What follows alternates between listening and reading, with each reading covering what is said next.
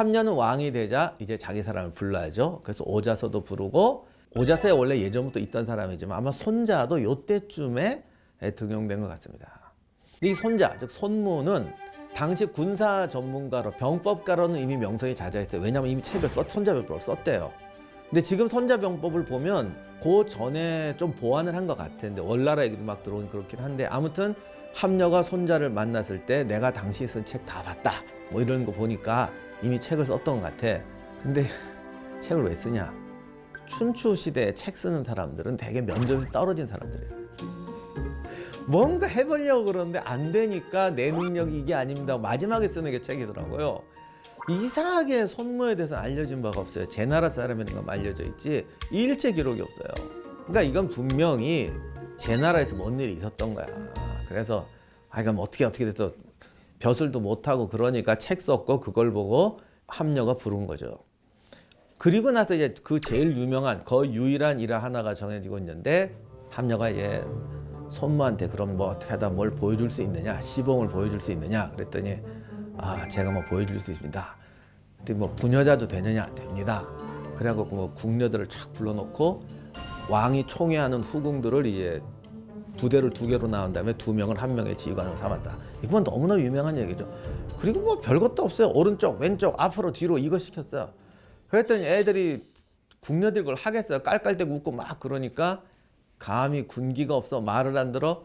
그리고 그건 대장의 잘못이다 해서 총이를 2명을 목을 쳐버립니다. 함녀가 깜짝 놀래갖고 쟤들이 없으면 난 밥맛이 없고 입맛이 없어. 그랬더니 또 무서운 말을 하죠. 전쟁에 한번 나간 장군은, 이건 손자병법에 나오는 얘기예요. 전쟁에 나가면 현직 장군한테 재량권을 줘야 된다. 왕이 간섭할 수 있는 게 있고 없는 게 있다. 예를 들면 이런 거 있죠. 우리가 휴전하기로 했다. 그만 싸워라. 이건 왕이 명령 내릴 수 있잖아. 근데 싸우는데 갑자기 오른쪽 고지로 돌격해요. 이거는 왕의 말이라도 안 들어야 된다. 이게 이제 이런 뜻의 말이 손자병법에도 있어요. 그러니까 함녀가 읽어봤대잖아. 당신 내 책 읽고 불렀잖아. 내 책대로 하는데 건드리지 마. 그리고 목을 쳐버렸네. 그랬더니 군기가 팍 들어가가지고 오른쪽 왼쪽 쫙 손무가 가가지고 이제 내려와서 한번 보시죠. 그때 함녀가 안 봐도 돼. 안 볼 거야. 이래가지고 손무가 유명한 말을 남기죠. 저 아저씨는 이론만 좋아하지 영실전을 모르는구만. 요렇게 된 게 사기에 있는 얘기의 전부예요. 이제 오늘의 그런 본론은 뭐냐? 우리가 아는 손무의 비중에 대해서는 스토리가 너무 없잖아요. 도대체 왜 이래? 사마천은 왜 요 얘기만 실었으며 요 얘기 속에 있는 진실은 무엇일까를 지금부터 찾아보도록 하겠습니다. 이 스토리는요, 가만히 보면 중간에 빠진 얘기가 있고 그 다음에 빠진 게 있어요. 그럼 중간에 빠진 게 뭐냐? 처음에 함녀가 손무를 불러다 놓고 갑자기 지휘하라고 그래요. 좀 말이 안 되잖아요.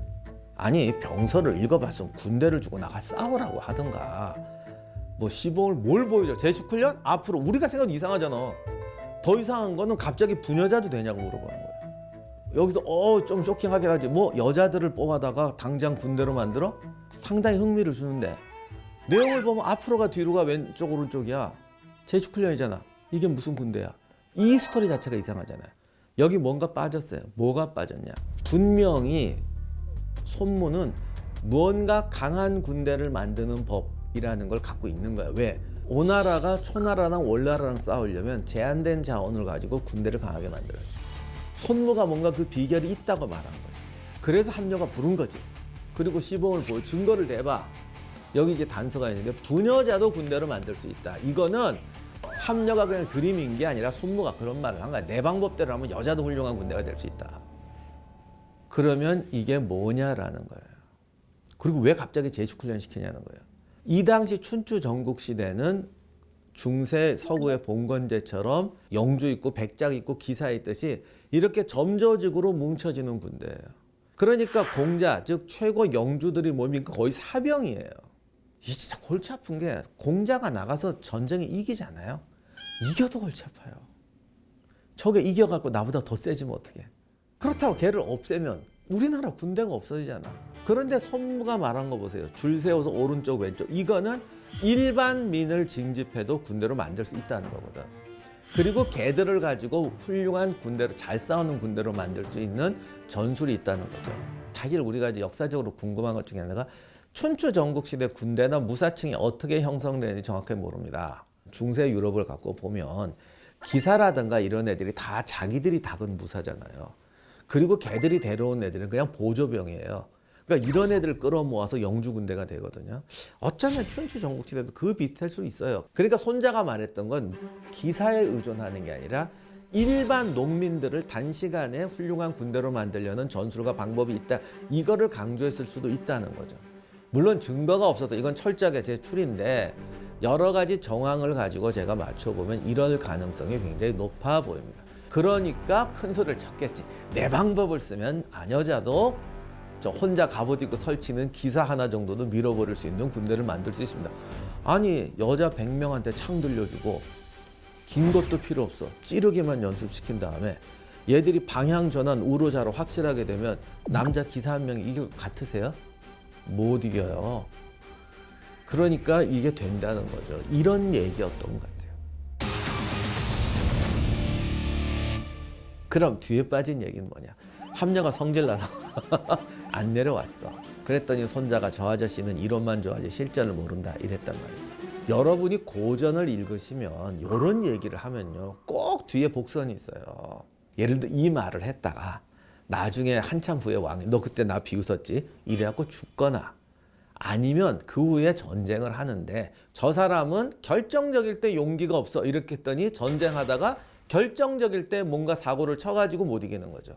이런 거를 되게 깔아서 그러니까 이게 말을 먼저 하고 나중에 생긴 게 아니라 나중에 그런 일이 생기니까 이런 말을 했다고 집어넣는 거 되게 좋아하잖아요.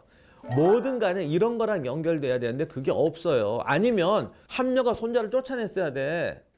왜 내 애꿎은 내 애인을 왜 죽여 이래야 되는데 손자는 등용이 돼요. 그걸 보면 도대체 이 말이 뭐에 나오냐는 거야. 사기 열자에는 요 얘기가 없어요. 그냥 이거로 끝납니다. 그러면 이건 어디서 추정하느냐? 그 다음에 이어서 벌어진 전쟁을 통해서 우리가 추정할 수밖에 없습니다.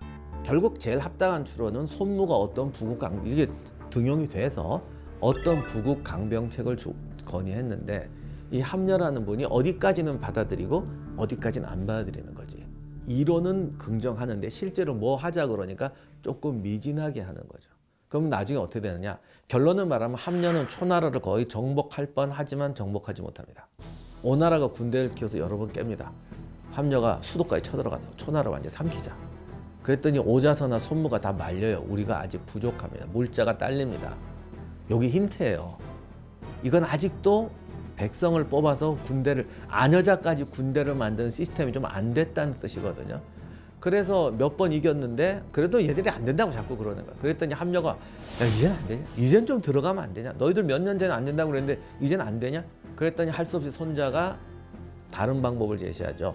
옆에 동맹군을 끌어들여라. 우리 독자 힘으로는 안 된다. 그래서 그 옆에 있던 작은 국가를 끌어들여서 초나라 수도까지 갑니다. 그리고 수도를 점령해요. 그런데 하필 초나라 왕을 놓쳐요. 그래서 왕을 놓치고 잡으러 가고 어쩌고 저쩌고 하는데 잘 안 돼갖고 지지부진해져요. 그랬더니 지지부진하니까 초소왕 쪽으로 세력들이 몰리기 시작해서 점점 힘들어지고 이거를 보더니 저 진시황 나중에 진시황이죠. 진나라 남쪽에 있던 월나라가 동시에 오나라를 침공합니다.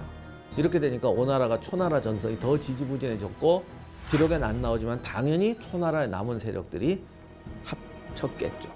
사기 열전에 보면 그게 아니고 오자서가 초나라한테 복수한다고 죽은 왕 시체를 꺼내갖고 매질을 300번을 했다.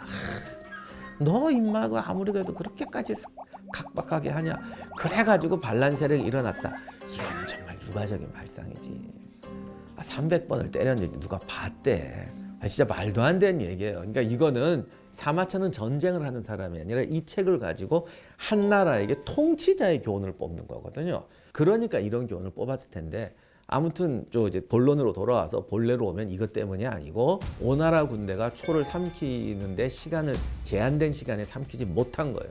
진나라 들어오고 월나라 들어오고 이렇게 됐더니 오왕 함녀의 동생이 다른 지역에 가 있다가 갑자기 군대를 돌려서 오나라 수도로 들어가서 지가 왕이 돼버려요. 이렇게 되니까 함녀가 다 먹은 초나라를 버리고 다시 돌아와서 동생한테 이기기는 하는데 다 삼켰던 걸 토해놓는 거예요.